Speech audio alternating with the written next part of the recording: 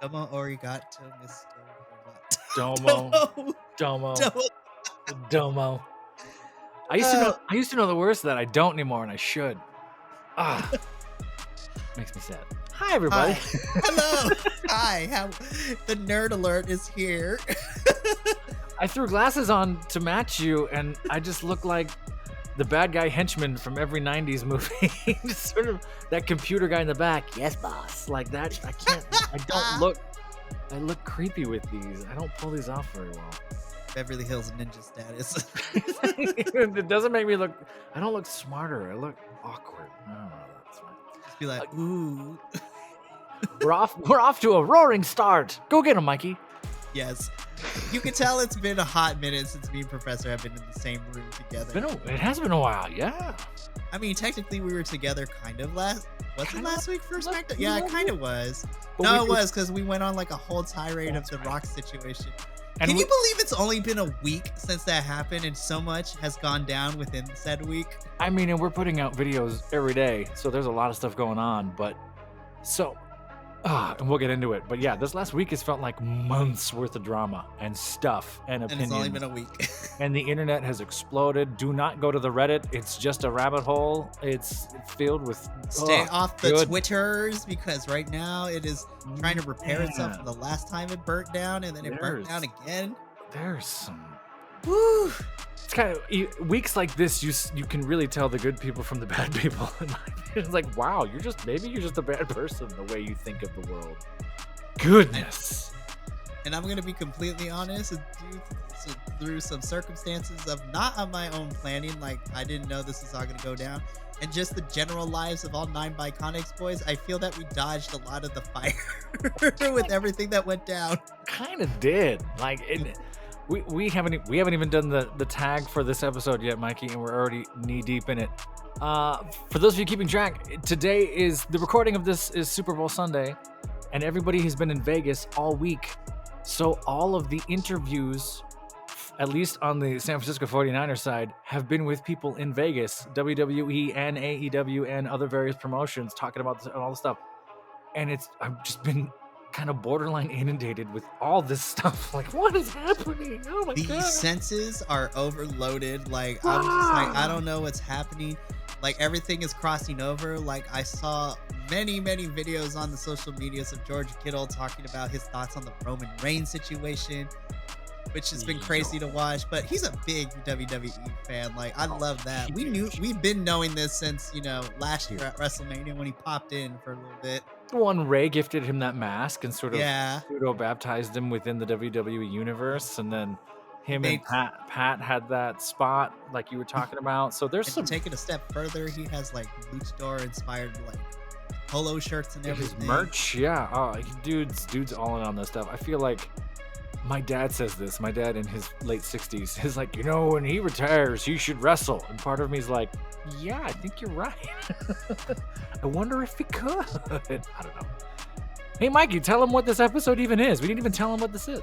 Yes. So, because a lot has happened. So our tagline for this week's episode is Friday Night Smackdown is coming to you live. This is the Friday, February 9th, 2024 iteration of Smackdown. This aired while I was at a wedding. And then it wasn't until I was driving home on said wedding that I finally got the reception back. The phone just blew up because of everything that happened on the show. That happened the day before. So many things. Let's just rip the Band-Aid off because SmackDown kicks off this week.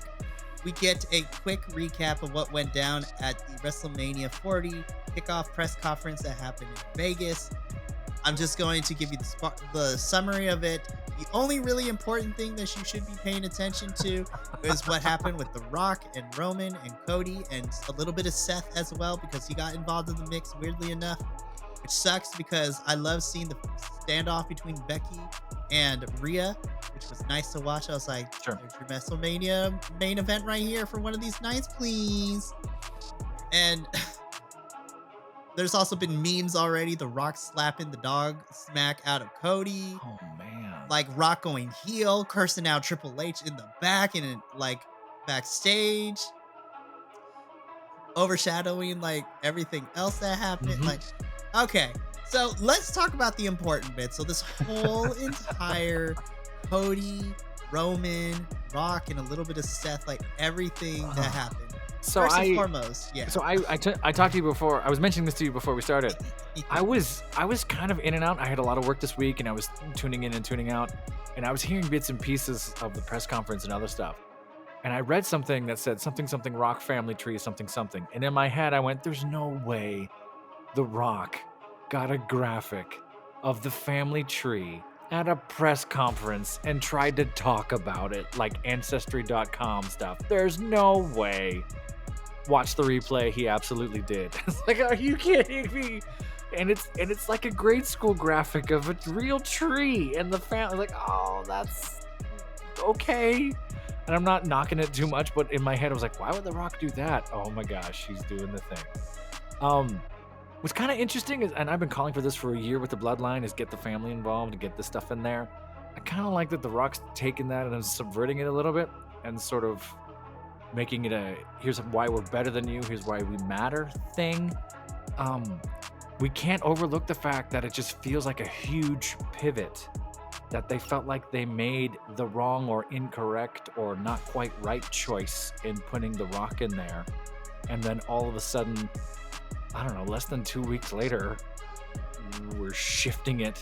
Well, we have the Rumble, and then just a week, I guess, right? Like, we've shifted it away from Rock and Cody to, like, it's this weird, okay. So let's fix this before this gets too out of hand thing. Let's give this short timeline, because it's felt like this has been months of drama, but really it's only been a whole week. I know, I said 2 weeks. It's been like 6 days. It's been like 6 days, which is nuts. This is how crazy the professional wrestling world changes at the drop of a hat. Like, anything, the floodgates open. So let's quickly go through this timeline. And we actually have timestamps for all of this. So me and Professor get together last week to talk about last week's SmackDown, in which Cody seemingly forgoes his Royal Rumble shot against Roman and gives it to The Rock. Because, Rock versus Roman is going to headline WrestleMania. And that whole entire week is just nonstop, and it was even apparent on Raw, NXT, leading into the press conference. Anytime Rock got mentioned, boos were happening. The crowd on Monday Night Raw hijacked the show with, when they were trying to talk about Rock. NXT was also getting into the mix too, because Rock's daughter is there. Now, I don't condone the internet's behavior of what happened to Ava, which was not okay. And we talked about it during the NXT Vengeance Day pay-per-view review on Wednesday with me, Will, and Andrew. It's got out of hand. Sure. But the internet was not happy. Right. And we here at the Biconics, all of us have different opinions. Some of us had certain opinions of why we thought this was good. Some of us had opinions of why this is bad. I was trying to play Switzerland and mediate between the things, and things started, I don't want to say things got out of hand, but this is the most divided I have ever seen this little group of 9, as well as the rest of the internet, because the internet was on fire and everyone was ready to torch The Rock. So here's what's interesting, and I will not invoke the name of he who should not be named, because I'm just tired of having his taste in my mouth. WWE has been doing this since 40 years of WrestleMania, right? I'm gonna find a way to get publicity in any way, negative or positive, and we can get wrapped up in that whole, hey, it's a work. They're doing this to manipulate us in a certain way, and they're gonna pick the thing that gets the emotional response, because that is what used to sell tickets, and now that's what get views and clicks and algorithm and all that other stuff up. So they're gonna choose things on purpose to get you. That doesn't make it right or wrong, but it makes us speak and have opinions about it. That's why it's closer to art than it is sports. Oh, said it out loud. So that being said, yeah, I feel awful for her that none of that should have happened. She kind of got caught up in the wake of that. And it does, like we were just talking about, it does feel like they had to pivot quickly because they knew the heat it backfired and went the opposite direction they thought it was.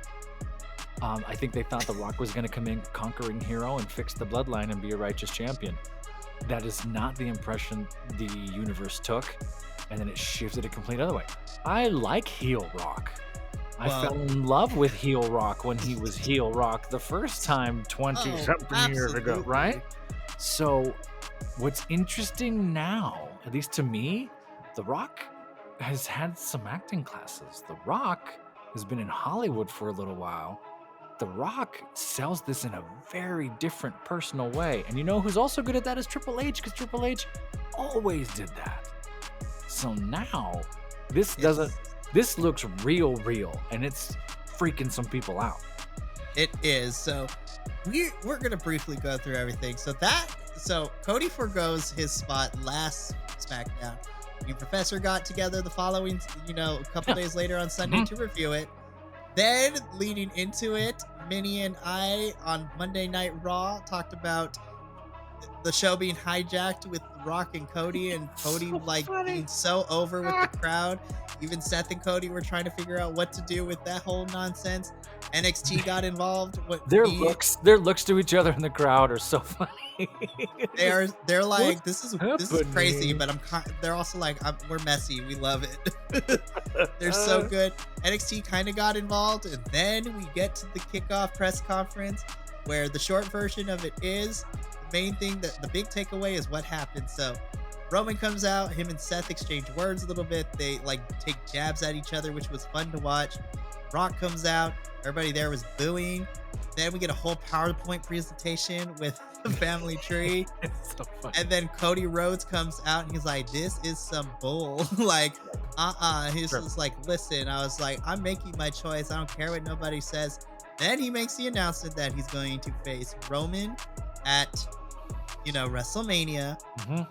And then we get confirmation from Triple H later on the internet with the official graphics. So I'm going to say for now, that is a match that is happening.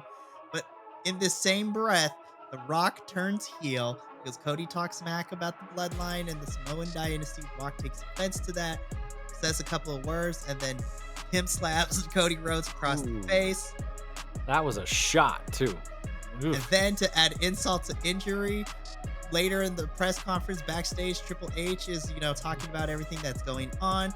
Rock comes out. They didn't blur this out. Rock drops the F-bomb a couple of times and tells Triple H, it's like, you need to effing fix this. I'm not about to be made an effing fool. And it seems that him and Roman are on the same page now, which is just like, I was like, I'm kind of here for heel Rock, as you were saying. Yeah.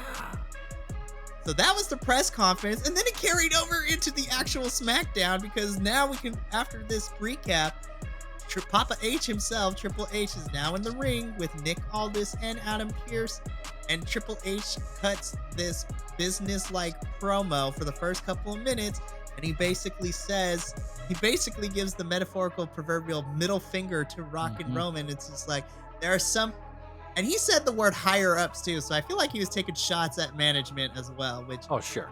I was Absolutely. like, well, like this, the board, right? The board I was of like, this is WWE. messy, but I'm messy. I love a mess. Yeah, 'cause that's the story I was hearing, was that it was sort of The Rock, who's on the board, made a decision to go down there and to try and change the narrative based on he who shall not be named, and try and get the spotlight off of that in some way, which it's working. They chose a nuclear option, right? They were like, blow it up. Nuclear warfare option is more like right?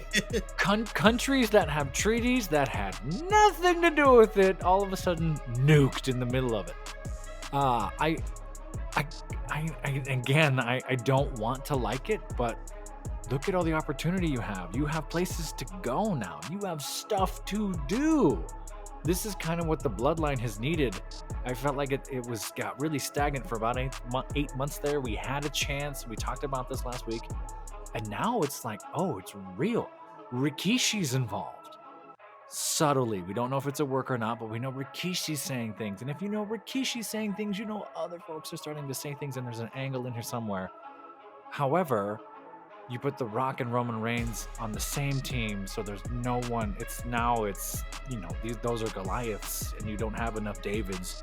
So it's going to be really interesting to see that push, but you can worry about that farther down the line. Triple H will always cut a good promo. That's something Triple H has always done great on. man, I'm really intrigued. I want to know where we go. I think a lot of folks are heartbroken about heel Rock. They don't like it. But like we were saying, The Rock doesn't really need money or his brand. He's here to save WWE forever. Like that's what I feel like is at stake that a lot of folks are kind of missing. It's like this is something that could tank WWE if this went the wrong way fast. And like I said last week, I want to say all these other promotions are laying in the water waiting. They're waiting to see where this goes. They're waiting to see what happens. And to reiterate what I said 10 minutes ago, they were in Las Vegas cutting commercials and interviews during this press conference. Tony Khan was out there. Bowman's was out there. The Acclaimed were walking the Radio Row for the Super Bowl. Like, other folks are there. So,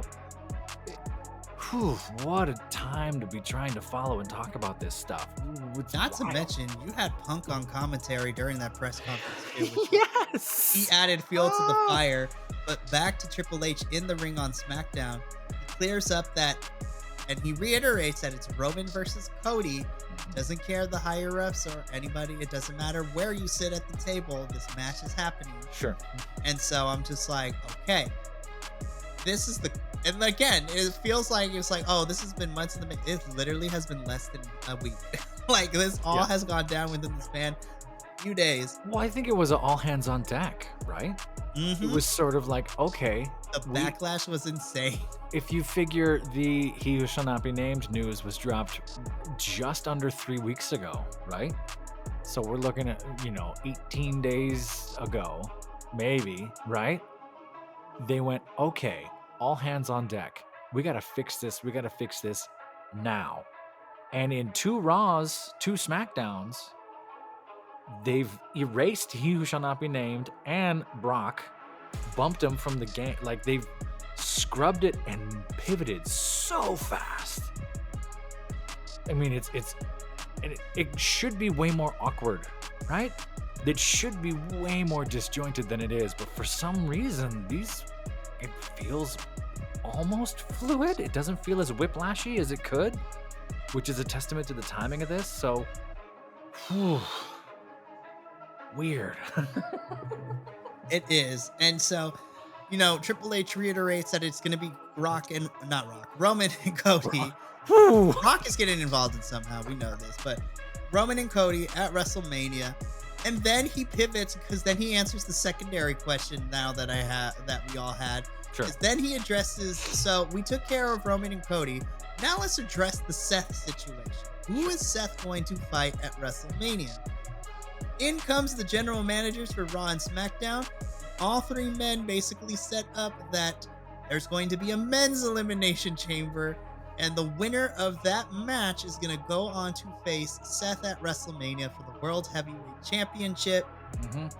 And over the next couple of weeks, we're going to get qualifying matches for the men on Raw and SmackDown, and the winners of those qualifying matches are going to be going into the men's chamber, and the winner in that match is going to go on to face Seth at WrestleMania. So basically, we finally get confirmation we are getting a men's chamber match. The men's chamber is to see who fights Seth at WrestleMania, which I also feel like I don't think this was the original plan for a men's chamber, but now with everything changed at a drop of a hat. This is what we're getting for the next couple weeks. Yeah. And then they show the graphic of all the participants. Some of them I agreed with. I was like, okay, I see Randy, I see AJ, I see LA Knight, I see. You just go romper room? I see AJ. Yeah. I see Randy. Sammy's on the board. And then I see a bunch of other people. I was like, I forget. I was just like, since Roman's so exclusively to SmackDown, it baffles my mind that the Raw superstars are on this, like Bronson Reed, Miz, Ivar all of a sudden. Bobby Lashley was on the board. I'm like, how? What makes me sad is I know who's getting the pin. Like, I think they could have shuffled that a little better because now I know who's just there to get pinned. I saw AJ and went, AJ's getting pinned. I saw Ivar and went, I'm pretty sure Ivar's getting pinned. It's like I saw the Miz. I'm pretty sure the Miz is losing to Logan Paul. Like, you know what I mean? Like, I can kind of. We'll talk about it because Miz is going to be taking on a certain somebody we saw in the show tonight for that qualifying match. And but meh. I was like, there's a good 4 or 5 people. I was like, y'all messed this up, like the beginning bracket, especially the 2 men's qualifying matches we got tonight. I'm just like, y'all messed it up. You cleared house of like making it a really who actually is going to win this thing. And I think, well, what else were they going to do? And they're trying, and we're calling it out because we're seeing it, and I agree with you. But when I took a step back to look at it, I was like, yeah, they had no choice. They went, who's on deck? Who can we use right now? Who's here? That talent, anything. Boom, boom, boom, boom, boom. Like they had to go down the road to kind of make that happen. And their sugar to make it the medicine taste better was to throw LA Knight into commentary at the first part of this, right? It was sort of like, hey, let's keep it active though. Let's keep the momentum going. Don't think about that too long. We'll sort this out. I don't hate it. I absolutely agree with you though. Exactly. And then, once we get the qualifying, like the people who are going to be in these qualifying matches, then we immediately just jump straight into the rest of the show because Drew comes out with everybody still in the ring, cuts a promo, continues to be a troll against CM Punk with the t-shirt. That t-shirt is I was like, it's such a meme and I love it. It's such a meme. And if it's true what he said, that it jumped to the top and outsold 7 other CM Punk shirts, that's hysterical. I need WWE to re-sign Drew immediately because this is what we're getting for the rest of if he signs a new contract, I'm here for it. Yeah, snarky DGAF Drew, amazing. Please, love it. So we get this quick promo and then we go to commercial, and then when we come back, we have our first men's Elimination Chamber qualifying match. Drew taking on AJ, which on paper should be a really good match. Yeah. And I thought it was pretty phenomenal. No pun intended to AJ. I see what you did there. Yeah.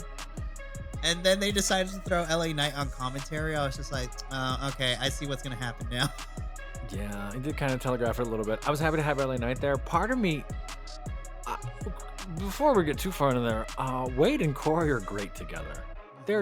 They figured something out.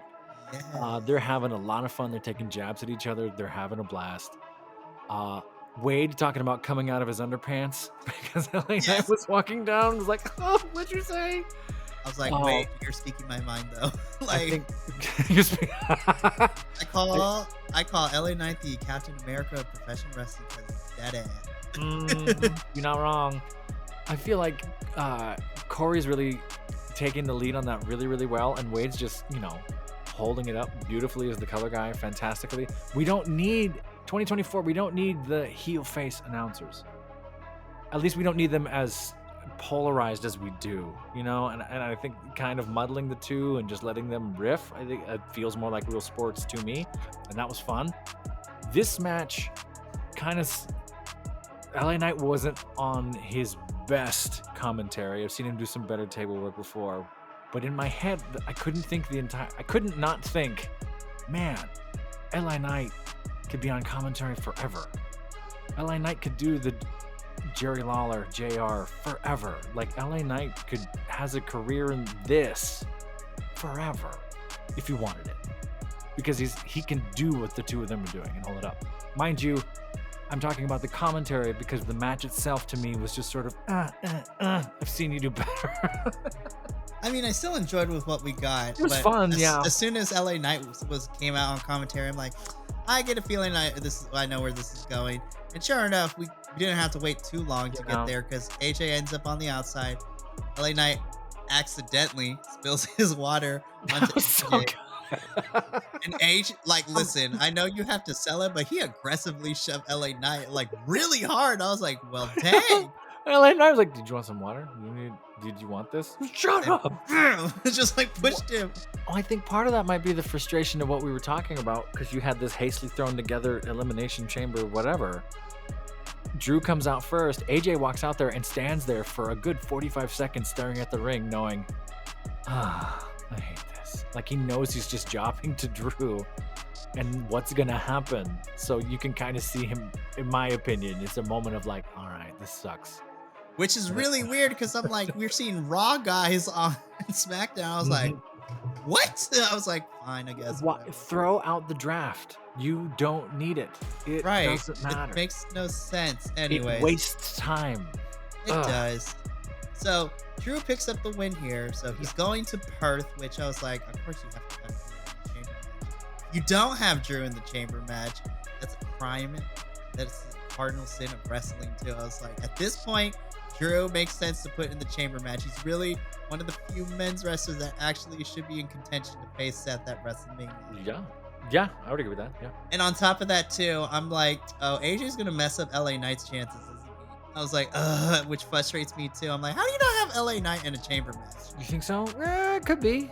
Well, who knows? I have to re-go through and see who LA Knight is supposed to be facing. Because they haven't picked. They're just kind of throwing people up in them there. I mean, I could see Bobby Lashley getting in there, sure, but I think Ivar's there to eat a pin. I think The Miz is there to eat a pin. For those of you listening to this, I don't know the ending of the Sami Zayn Randy Orton, so I don't know what happened because YouTube TV literally cut it off at 1 hour 47 minutes. So I don't know who made it or didn't or what happened. Mikey's gonna tell me when we get there in like 20 minutes. It's gonna be insane. So yeah, that's tough. I hope it's not LA Knight. I hope we're not just doing LA Knight and AJ for a year. But it is an interesting choice for sure. That is definitely a thing.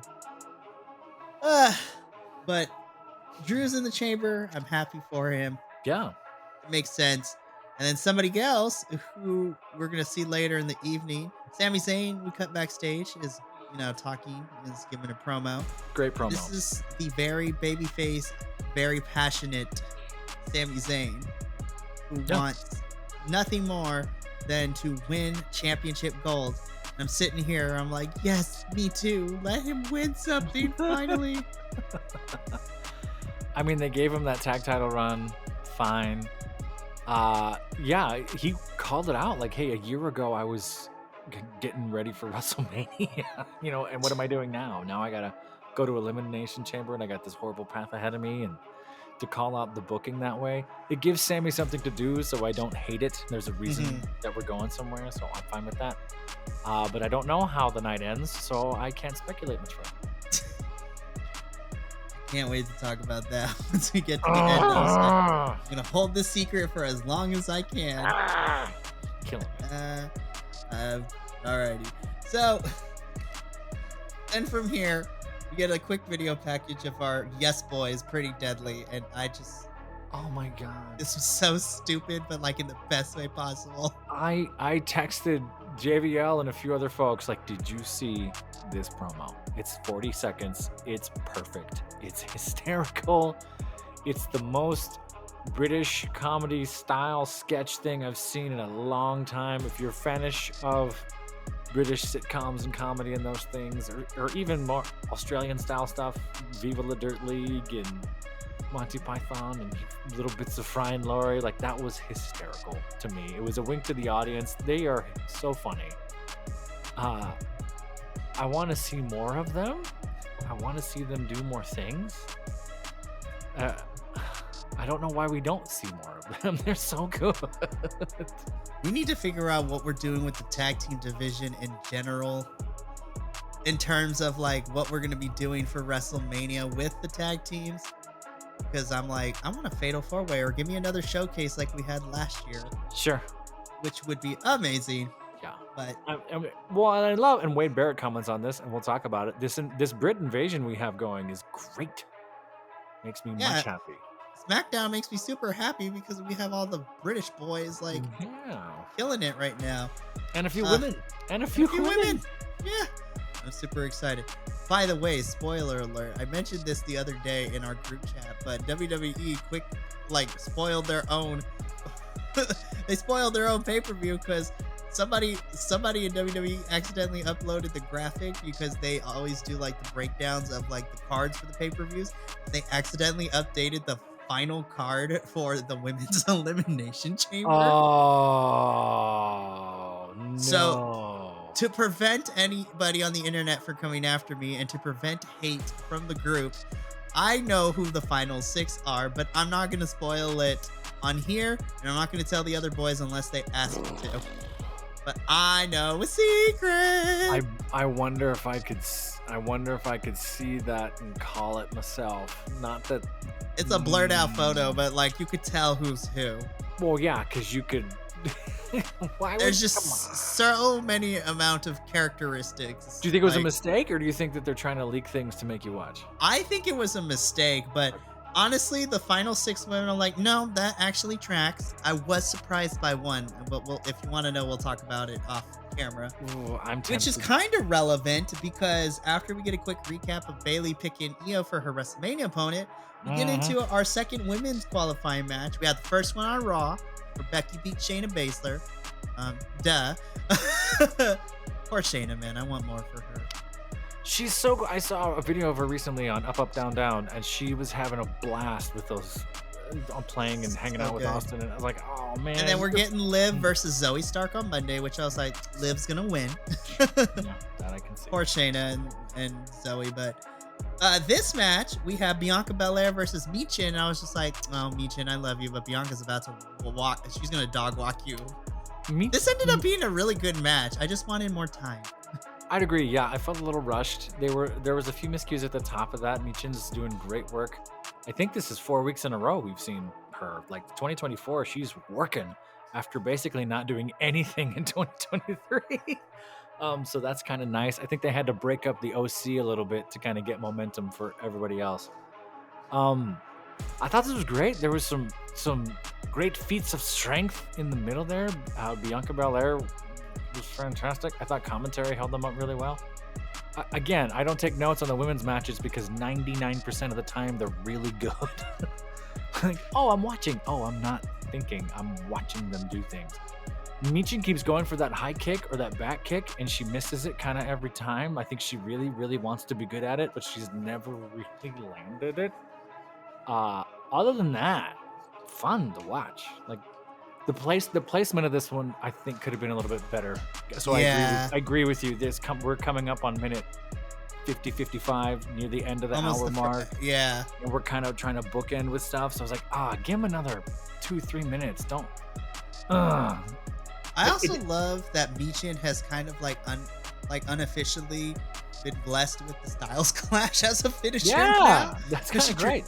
She tried to hit the Styles Clash on Bianca, but then Bianca, of course, reversed it into one of my favorite finishers for any women's wrestler right now. The KOD is one of my favorite finishers. KOD's great. There was a cool moment with Bianca Belair catching the knee drop thing, but then not doing anything with it.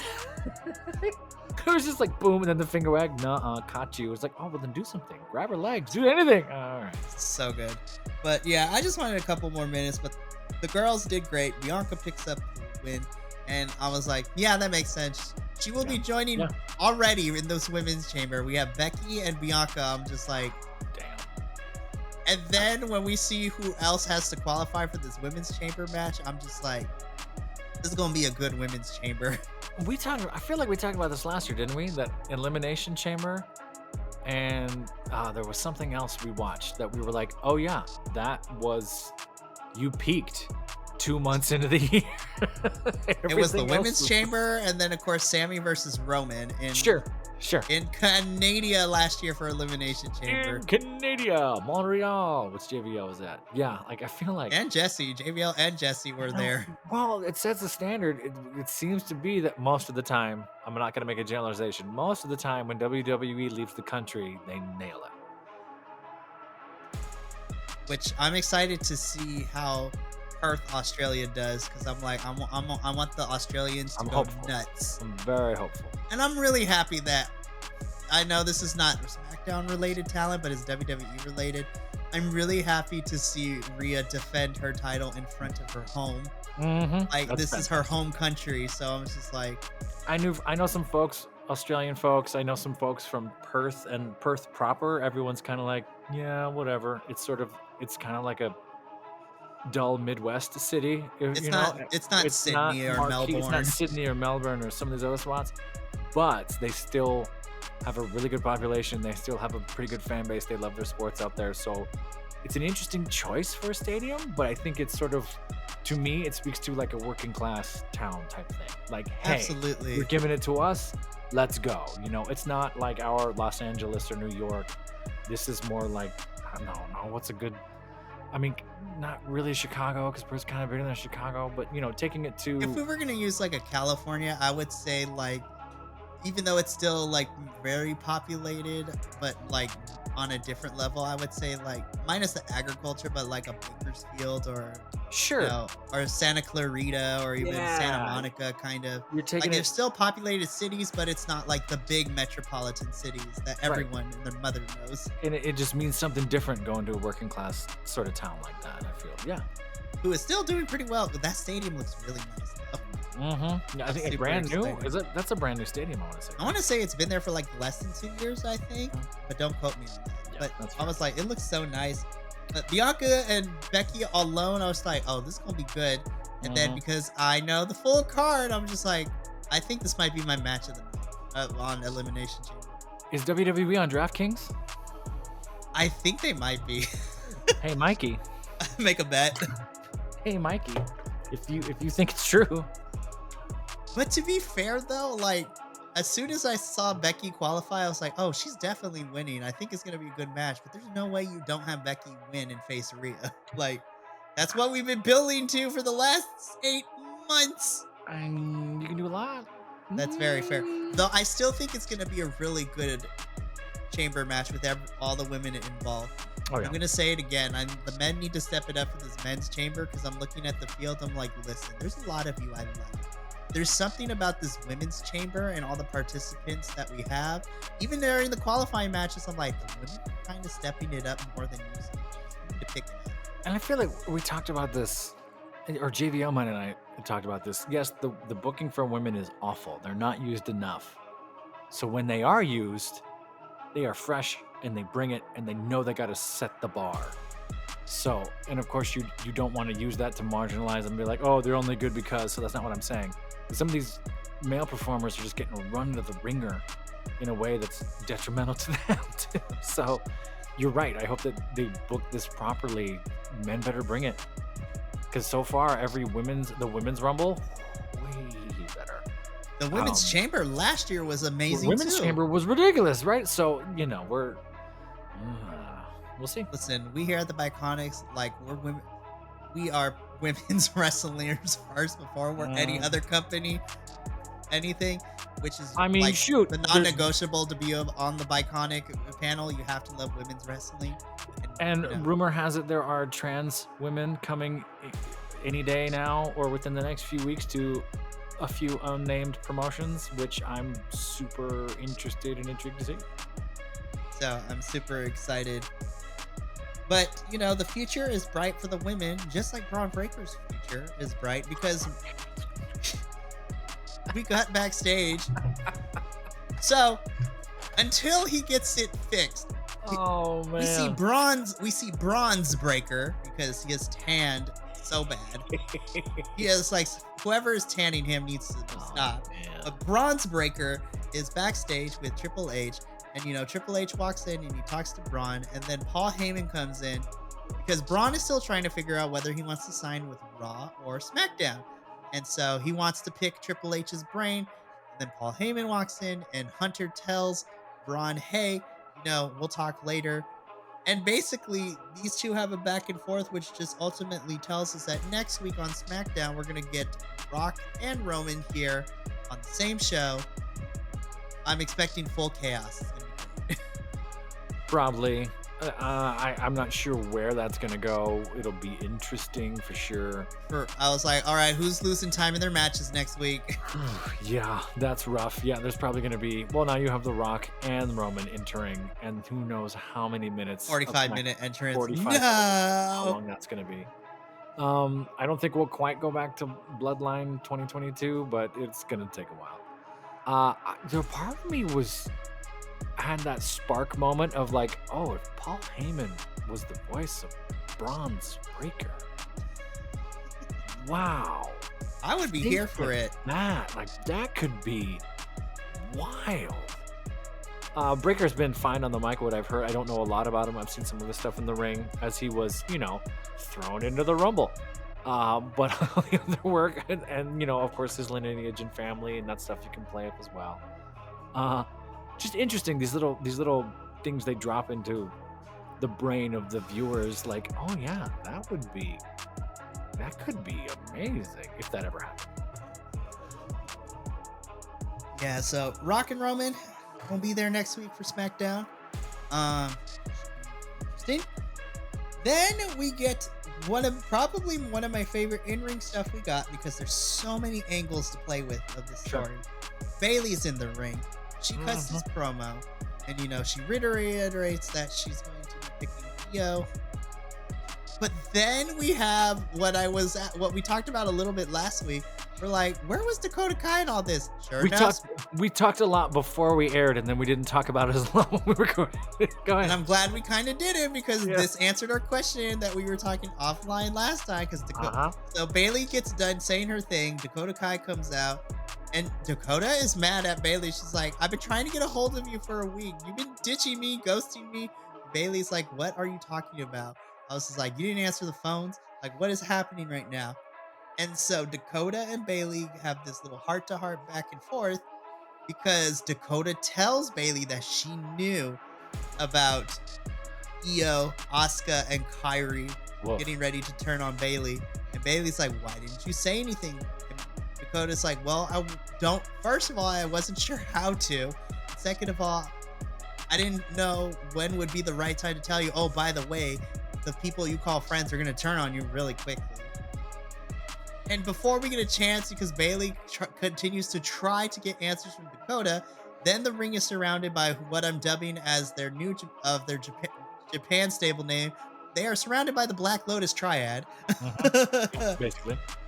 And so Dakota gets out of dodge, leaving Bayley in the ring. Dakota gets a chair.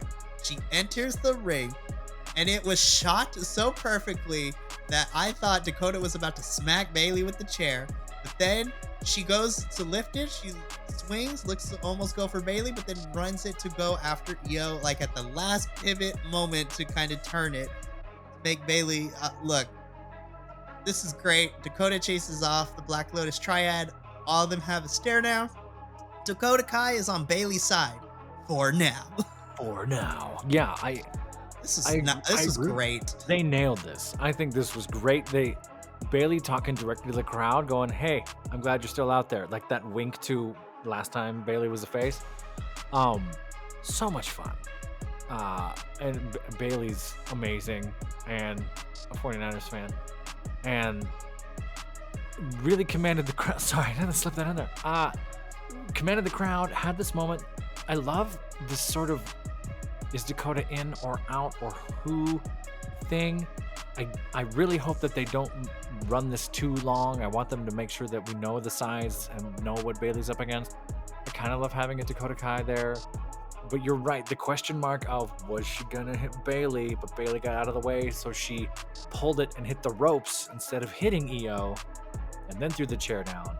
It kind of gives Dakota somewhere to go, like conflicted, like these are my friends, but you're also my friend thing, which, that could go 100 different ways. I hope they don't rush this and make just brash decisions, which they've done with this damage control stuff before.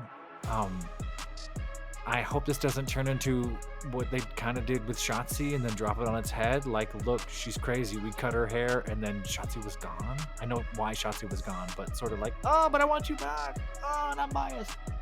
So I'm intrigued. I'm excited. This did everything it needed to do. Everyone looked great. Asuka also does much different makeup when Asuka knows Asuka's not wrestling. I was just like, I love it. It was beautiful. We only saw it 3 or 4 times, but I think she was also like, well, if I'm not going to mess it up, I'm going to do all the things. It was great. Same thing with Kairi, too. Like, I was just like, yes. Yes. Yeah. I love my Japanese women's wrestlers. They're like, we're going to look good no matter what we're doing. I'm like, I love it. From here, we get our next 2 back-to-back backstage promo segment interview things. So first, we get Mr. Randall Keith Orton. You gotta use his given name. I love it. Mr. Randall Keith Orton. Randy Orton cuts a promo backstage. Well, interview/promo. We come to find out it's going to be him and Sammy. I was just like, I'm very conflicted because I was like, why did you put this matchup immediately? I was like, these are like my two favorites right now for the chamber, and one of them is not going to be in it. I know, and I don't know the answer yet, but that was one I did not like. That was when I saw that on the board. I was like, couldn't we have switched, like, have Logan Paul face one of these two and lose? Like, come on now. Like, it's fine. Imagine Logan Sammy? Whew. Anyway, yeah. So, Randall here does this interview and promo, and, you know, he actually spits some facts. It's like, this is really the first time me and Sammy have had a match like this. I'm like, oh my gosh, how have we been in the same company and you two have yet to cross paths? I'm like, now I'm more hooked. Yeah. But he is the Viper. He is not going to be missing WrestleMania this year like he did last year. And he's getting back to the top of the mountain. I was just like, I'm very conflicted. I'm like, I can make, at this point in the show, I'm like, I can make a case of either one of these men being the winner, but someone is going to be crying and it's going to be me by the end of this because somebody's not making it to Chamber. And this is like the one match I was like, you really had to do this to me? And we'll talk at the end because I don't know what happens. Yeah. I'm going to hold this over the professor until we get to the very end. Goodness.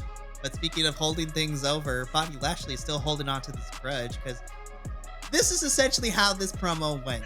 He has a qualifying match against Bronson Reed. So I was like, this is a lot of meat in the ring on Raw. So that's going to be interesting.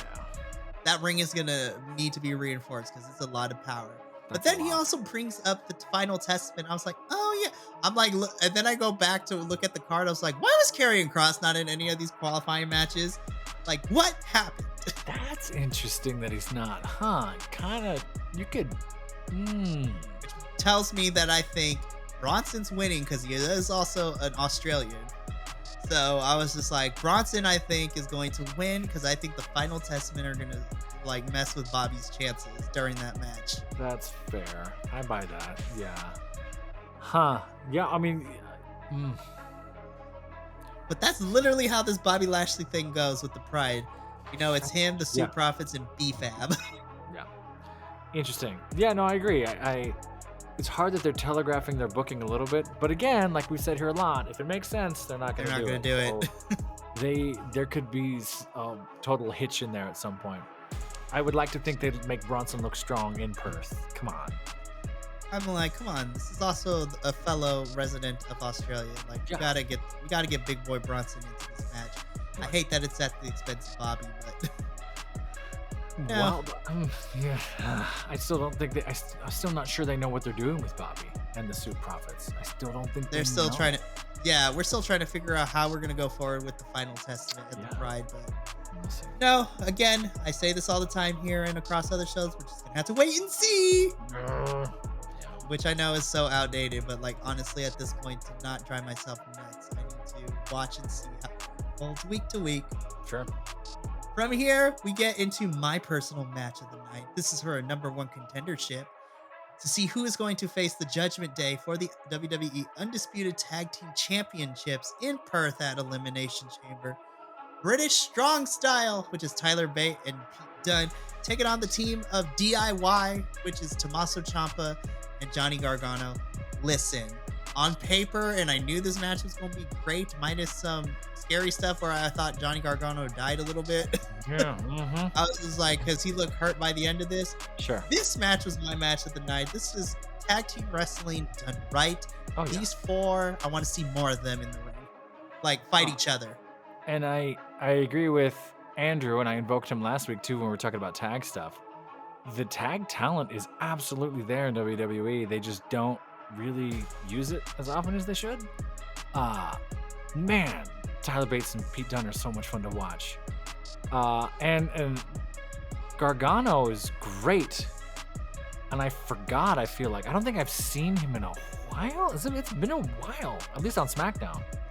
Yeah, on SmackDown at least, because thankfully, me and Minnie get the luxury because DIY is a Raw tag team. We get to see them on They had that. Listen, DIY was a part of our favorite match of this past Monday Night Raw in that Fatal 4-Way to see who would face Tyler and Pete here on SmackDown because it was DIY, the Creed Brothers, New Day, and Imperium. And I was just like, listen, all 8 of those men in general, those tag teams are crazy. I might have to watch Raw because of the New Day Imperium thing that I Watch saw. that Fatal Like, 4-Way. It was like a 12-minute match, and everybody just spammed moves like a fighting game, but like it made sense. Sure. This match was fantastic. I love me some British strong style these days. Tyler Bates is just an ogre. I don't know how he's doing what he's doing with the stature he's working with. I but know it's he amazing to watch. He's a short king, but he has like these Oni-esque like strength powers. Just does these things that are like, what are you doing? Like even commentary was like, we're not sure what he's doing. Like pulling up and throwing top. He had that spin thing while Gargano Like the helicopter. I don't know how that worked. This was a really fun match. I enjoyed watching it.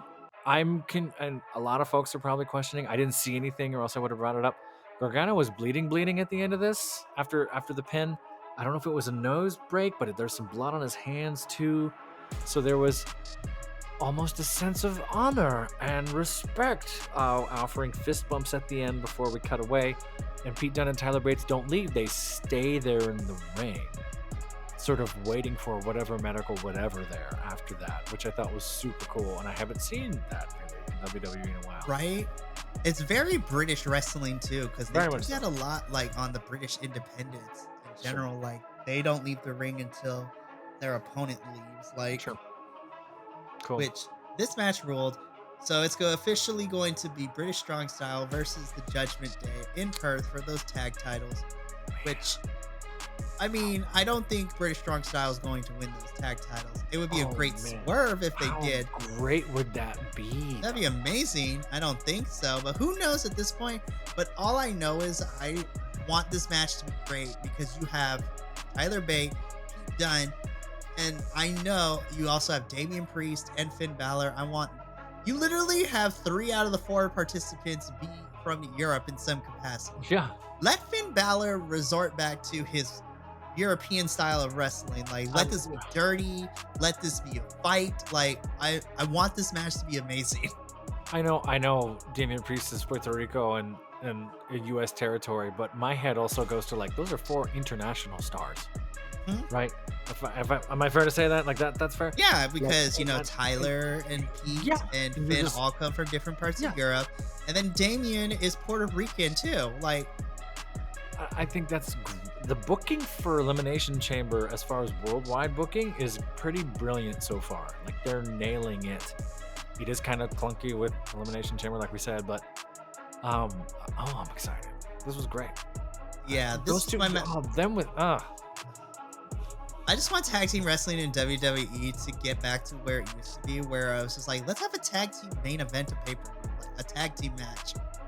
Yeah, titles that matter, like all the time. Yeah, seriously. This was my match of the night. It was so good. Sure. Then we probably get to one of my favorite backstage segments because it involves some very funny peoples. First, we get Dominic Mysterio being interviewed. Listen, Dominic has come so far. I would like to see him in the Elimination Chamber, honestly. I think it would be a good test to see where his skills lie now. Sure. Oh, yeah. I love it. Now, but how old is Dom? Dom's not very old. How old is Dom? While the professor looks this up, I'll break down this promo and then we can talk about it. So Dominic is there. He's talking about how he's ready for Elimination Chamber. Rhea and the Judgment Day are going to walk out retaining their titles. And then when he wins the Elimination Chamber, he'll walk into WrestleMania, take Seth's title. Then the Judgment Day will be dripped in gold once again. Which I was like, I don't think so, but I'm here for it. I love the optimism. But listen, you're supposed to hate Dominic. He's a heel. Yeah. But as a person, I'm like, he is the nicest person on the planet. Like, I want good things for him. But then he gets interrupted by his opponent that he's going to be facing. I'm like, well, that answers my question. There goes the optimism, because Kevin Owens comes in and basically tells Dominic, I'm like, you better be ready because I'm going to wipe the floor with you, kid. And I'm like, Kevin Owens is winning, isn't he? Unless Austin Theory and Grayson Waller get their hands on this. Which, by the way, why were none of those two on the board for participants? Especially Grayson Waller. He is from Australia too. Well, because they're going to use those two to interfere with the Logan Paul Miz match, which we'll talk about in a minute. Or they're gonna mess with already- Kevin Owens. So, listen, already if this is know. how we get Dominic into the chamber, I'd rather have him mess with Kevin Owens than mess with Logan Paul's match. Dominic Mysterio came up when he was 21. He's 26, so he's 4.5, almost 5 years. Oh my gosh. Working. 26 years old. Dude's incredible, and he's gonna just get better and better, and he has gotten better and better, and has been doing great Yes. work. Someday when he gets that push, I will say it's gonna be a while, but someday when he turns face, The world is gonna the world it's gonna he's be gonna have the crazy whole for him. world right there. Beep. And I'm not sure how it's gonna happen, but someday. Yeah, I think that'll be a fun match. Kevin Owens takes care of everyone. Dominic's gonna learn a lot. I like this promo. Yeah, the best part of this promo It's was afterwards with was- R-Truth. R-Truth tapping Kevin Owens on the shoulder. It's like, I'm looking for Nick, Dominic. No, Nick Aldis. So good. Nick. I love R-Truth, Kid Quick, all those names going all the way back. It just reminds me of, the first time I was really watching wrestling. Like, you're so funny, so genuine, and you don't know if it's real or not, and you don't care. So good. I love R-Truth. R-Truth is the Sami Zayn version for Judgment Day. Like, remember the whole Sammy saga? I loved when Sammy joined because every other week he was just saying things and almost broke characters for everyone. Yeah. Like when Usi became a thing, Roman, Jimmy, and Jay were trying so hard not to crack up. And then later, like, you would see clips of Solo trying not to crack up too. Like, Paul Heyman was trying not to crack up. Like, it was so good. R-Truth is this version for the Judgment Day. Like, every single week on Monday Night Raw, it's funny watching Damian and Finn try not to break character every week. And then he broke Rhea at one week, which was funny to watch. And then she came back to be super serious. I love that R-Truth. And, some people have said they don't like that, Judgment Day has been leaning into comedy more. I'm like, I feel like they needed to. So that way we're reminded, hey, this is professional wrestling. They're allowed to be silly once in a while. Like, they can't be a super serious faction all the time. And not to go full teacher on you, and you know this as a writer as well, and I'm not going to waste too much time, but if it's a horror movie, you need those breaths of comedy or relief so that I can build the tension. Vice versa, if it's a comedy, we have to have those tiny moments of drama so we invest enough to usurp the joke and make it matter. That's a writing thing, that's a dramatic structure thing. You gotta give him room to breathe, or else we get bored and we tune out. Like how after Sami Zayn left the bloodline, it took itself way too seriously and it kind of fell flat for 7 months, but we can move on. Right. So from here, backstage, Nick Aldis once again is trying to handle business. Gets interrupted by Logan Paul. Logan Paul complains. He's like, bro, I'm your United States champion.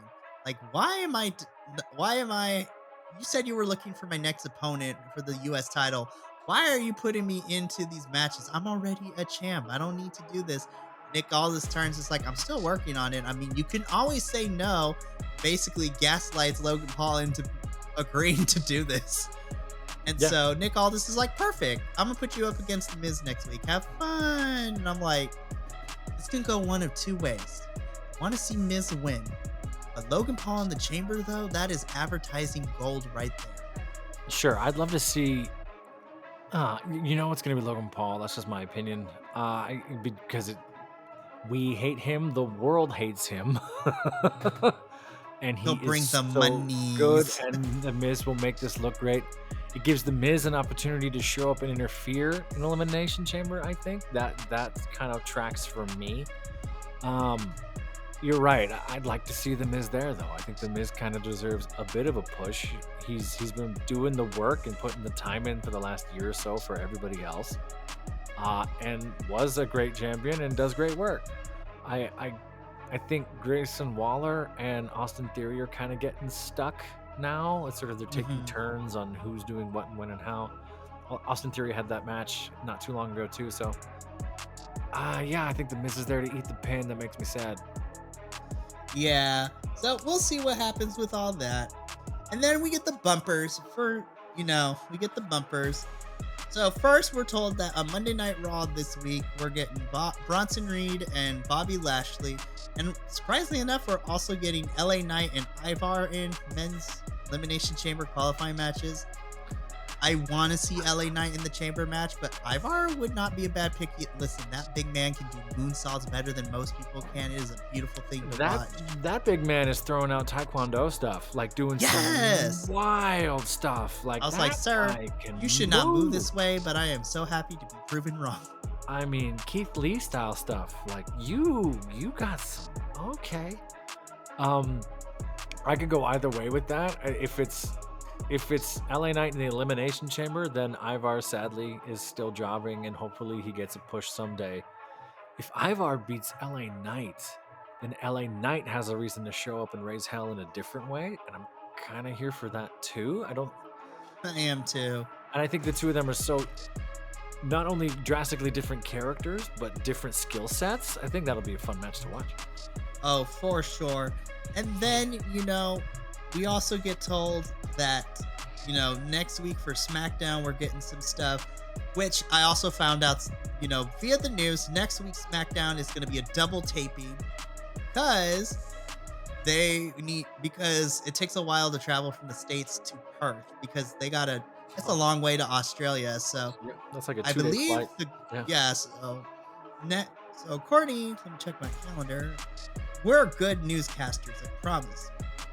So yeah, the next two Smackdowns are going to be pre-taped because then on March 1st, they're going to be pre-taped because the 23rd is going to be the go-home show for Elimination Chamber because Elimination Chamber is next Saturday on the 24th. Oh my God. We are so close to Elimination Chamber. I thought we had another week, but I was wrong. February. It's next week. It's next week. It's next weekend. February is weird. Is it really? Yeah. It is crazy. Jesus. So we got bumpers and we are getting double taping next week. So next week, within the next 2 weeks, we're going to see Miz and Logan Paul. And we're also going to see Kevin Owens versus Dominic. But we also get announced for the women's side of things, Tiffany Stratton versus Shotzi. Which makes me sad because I think Shotzi, the chamber is like her bread and butter, but that's just from me. But I think Tiffany being in the chamber is going to be an excellent pick too because the girl has got moves. And Zelina versus Naomi, and I'm like, why are these women qualifying matches more exciting to me than the men's one right now? Yeah, because they're all super talented and the potential for the pairings are amazing. And it's sort of the trajectory of their characters, for lack of a better term, right? I do like Stratton. I think she was incredible last week. I enjoyed watching that match. I feel bad for Shotzi. Shotzi's a pro. Shotzi might take the pin here, but I could also see Shotzi like humbling Tiffany and giving Tiffany a reason to show up, and then Shotzi going back to the chamber too. I still don't think Shotzi's gotten the push that Shotzi deserves, and if you've been watching these for a while, you know why I feel that way. Yeah, we'll see. Oh, fun stuff. Lots of fun. It is, and I'm excited to see, like I said, these women's and if I'm correct, I believe, because we have yet to get an announcement, these are the final 2 women's qualifying matches. Sure. Even though there's going to be 6 women, we will have 4 or 5 women ready to go. Then, I don't know how they do it, but come on, you can't, she made her debut at the Rumble. You have to have Jade in that match at the Elimination Chamber. In some way, yeah. Is Jade Jade's on the qualifiers, right? Or no?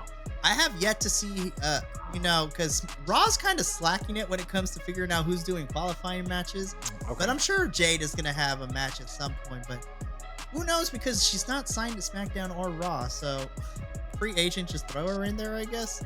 Or have her be a part of a last chance qualifying match. I hope they're taking the time to book her correctly. I hope that's what we're seeing, right? We're not just saying, hey, throw her out there. No, hang on. Let's make sure we give her some longevity and a reason to show up, sort of stuff.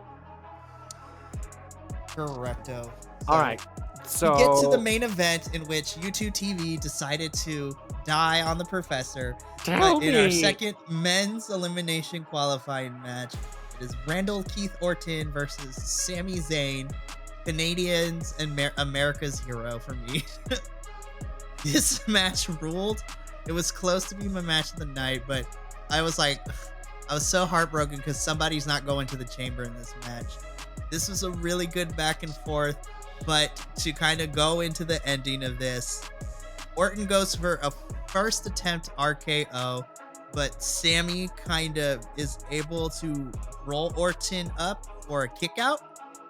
And then Sammy hits the blue thunder bomb on Randy. He goes for a cover, but Randy kicks out.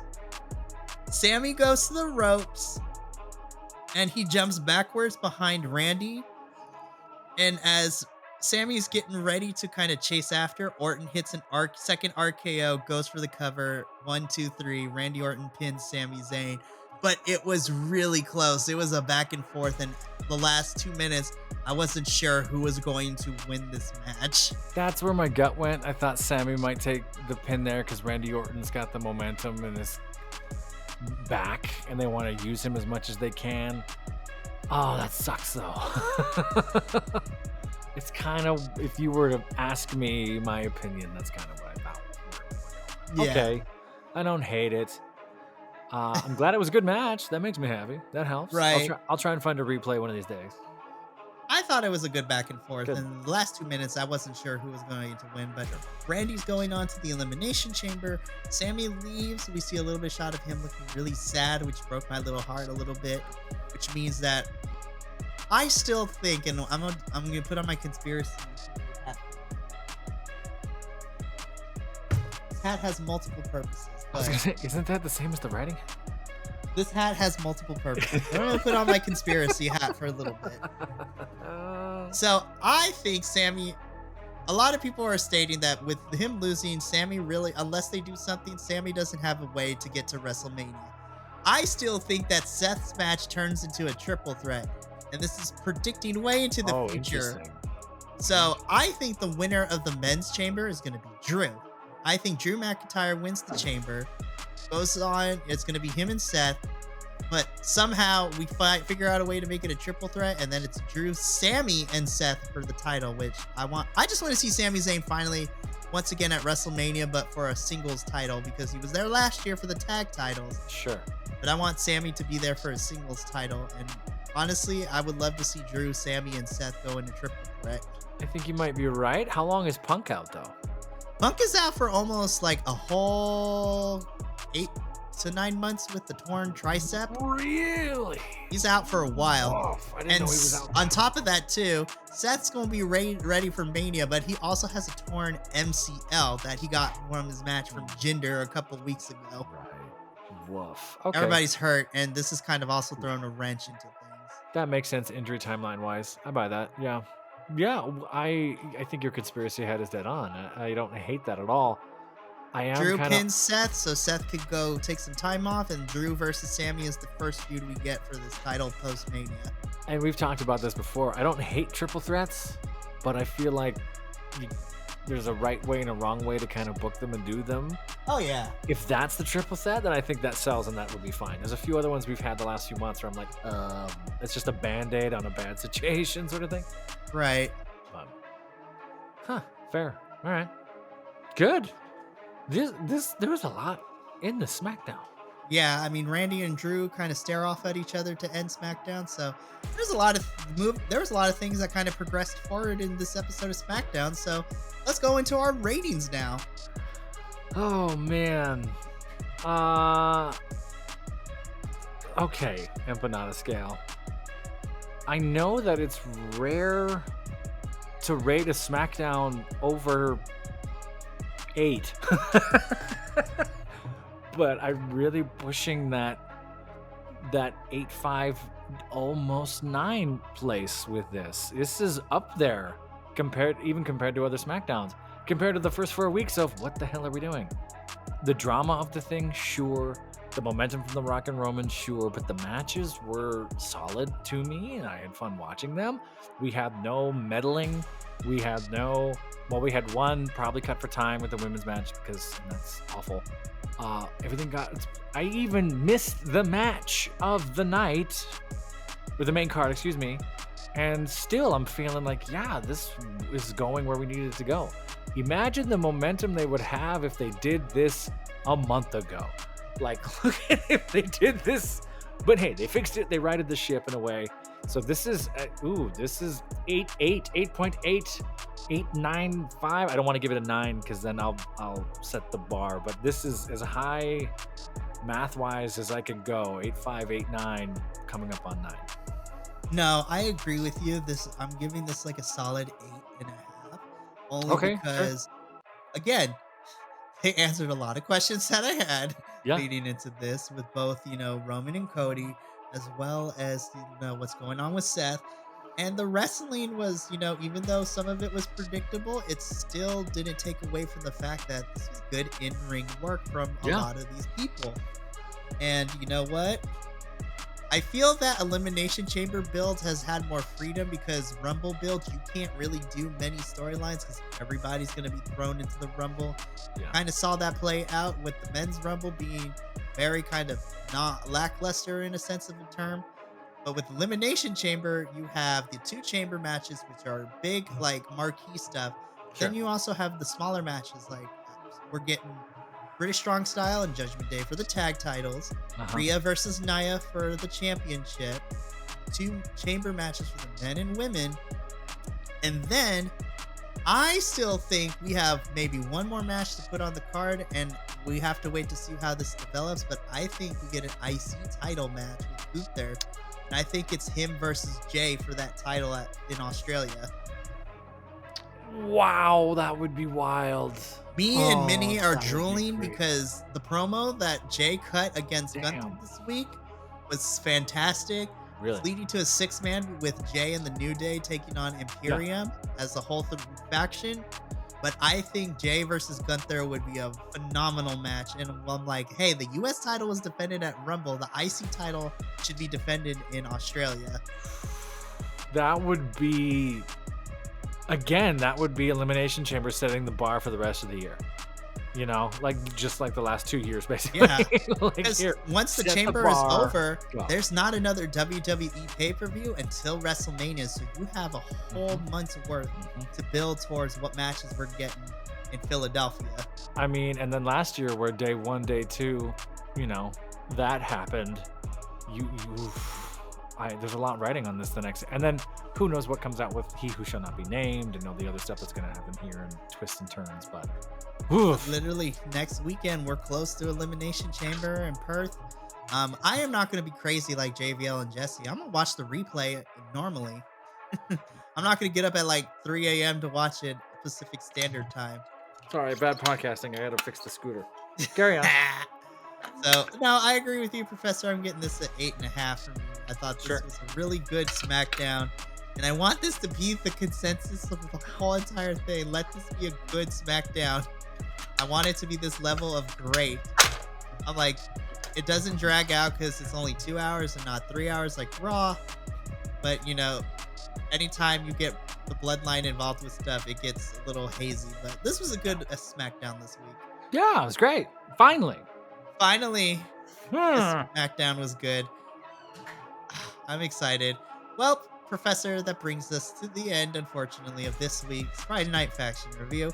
But to fear not, we will be back next week for another, hopefully good Smackdown. We're hopeful. Hopeful. We should be okay. We should be good. We should be okay. I'm excited for the qualifying matches we're getting next week, which I think are going to be very, very solid. They did the work now so that I don't want to say coast, that's not what I mean, but they did the hard work now so the next 2 weeks to Elimination Chamber. We don't have to worry about it. Yeah, it's sort of baked in. We know where we're going. So now let's focus on Chamber, and then we can focus on WrestleMania like how it should be. Yeah. But me and Professor are going to head out of here in a little bit, but some housekeeping real quick.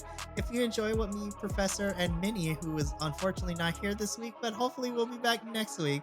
If you enjoy the 3 of us in our Smackdown reviews, check out other Friday Night Faction reviews, as well as all the other stuff we got going on at the Iconics Wrestling YouTube channel, because we do it. I heard a rumor the D&D RPG might be coming back. So that is a project in the works. We are looking to maybe do something during the summer if people are interested. I mean, it's gonna happen. I just got to figure out how I'm going to, do a game if all 9 folks want to do it, which is a lot. I was like, we got to do an A and B week, but that's in the works. We got some future stuff. We got reviews. We got other special videos potentially coming out in the next few weeks as we gear up for WrestleMania season coming up soon. If you want to get information on when all these things are going down, you could totally follow us all over the social medias at BC WrestlePod. We got notifications of the videos. We got some fun memes. Like, I really enjoyed the meme I made with Drag Race, with the two spectrums of Drag Race and wrestling. If you don't know what I'm talking about, go over to the Instagram. Like, That's so funny. it's so good. It is fantastic. And I have a handful of things. I just haven't had time to make them, but they're coming. I'm excited to make them. So good. I love it. And of course, if you can't commit to watching our faces on the video form, let our voices carry you through whatever things you got going on, because all these reviews now have audio versions as well, so you can carry us on the go. Listen to us while you're studying. If you need to have a long day at the office, or if you're taking care of business on the porcelain row, we don't care. We want you to listen to us on your favorite podcasting network, pretty much everywhere at this point. It is a good time. And of course, if you want to be involved more and support us a little more, we do have a Patreon where you can go and subscribe to that, where you can get never before seen watch-alongs. You can witness me and Andrew scream like little 12-year-olds when we saw Jordan Grace at the Royal Rumble, which is like a most recent highlight, because we were not expecting a TNA person to be in WWE Royal Rumble like that. So to watch our reactions and scream like little girls, please do that. But anything helps. We love bringing you guys content, and we totally want to expand everything we got going on. So let us know in the comments what you think about all this. Like, what things would you like to see? What we're doing well? And what would you like to see more of? Because we're always here to have these kinds of conversations with you. But me and Professor are going to get out of here because we got to go lock ourselves down, because a certain sporting event is happening today. And things are gonna get buck wild across the nation. Ooh, yeah. Mikey's mom might be going crazy. We'll see the outcome of this. I'm a nervous wreck. My family already left. If you saw them come on camera, they were like, "We're leaving without you." It's like, okay, hang on. I'm working on a thing. I'll be there in a sec, I promise. Woof. It's what a time to be doing this. For sure. We'll see. Yeah, me and Professor are going to get out of here. But from myself, the Professor, Minnie, who could not be here this week, and the rest of the Biconics boys, remember, take care of yourself, love one another, and as always, stay Biconic, all you guys, gals, non-binary pals, the he's, the she's, the theys, and the gays of the internet. That's such a good line. I love it so much. I'm definitely going to put it on a t-shirt in some capacity. We'll talk about that later. But we're going to get on out of here. Until next week's Friday Night Faction review. We'll see you then. But until then, haters. Thank you so much for tuning in to another Vibe Tribe production. What's going to happen next time? Well, you're going to have to tune in to find out. But until then, remember, take care of yourself, love one another, and as always, make sure that you keep the good times rolling. Thank you for being here, and we'll see you next time.